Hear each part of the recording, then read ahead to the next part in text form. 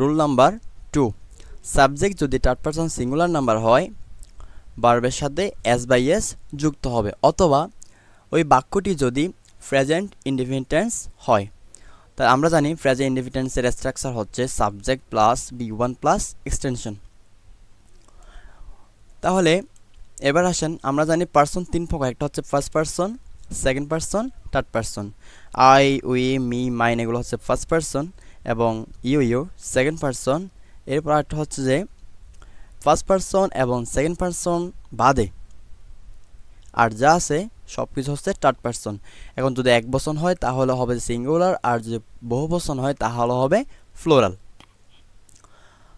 এবার আসেন কখন এস অ্যাড করব আর কখন ইএস অ্যাড করব। আমি যে বললাম subject third person singular number হলে ভার্বের সাথে এস বেস যুক্ত হয়। ওয়েল, এখন কখন এস যোগ করবেন আর কখন ইএস অ্যাড করবেন, এটার জন্য এই জায়গায় একটা নোট অ্যাপ্লাই করা হয়েছে।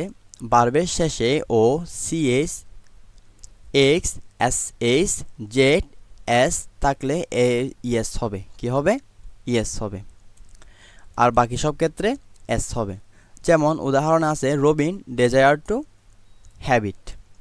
তো এখানে ভার্ব হচ্ছে ডিজায়ার, তো ডিজায়ারের লাস্ট হচ্ছে ই আছে, তো এগুলো তো নাই, তার মানে এখানে এস হবে। যদি এগুলো থাকতো তাহলে আমি ইএস দিতাম, যেহেতু এগুলো নাই তার মানে এখানে কি হবে? এস হবে।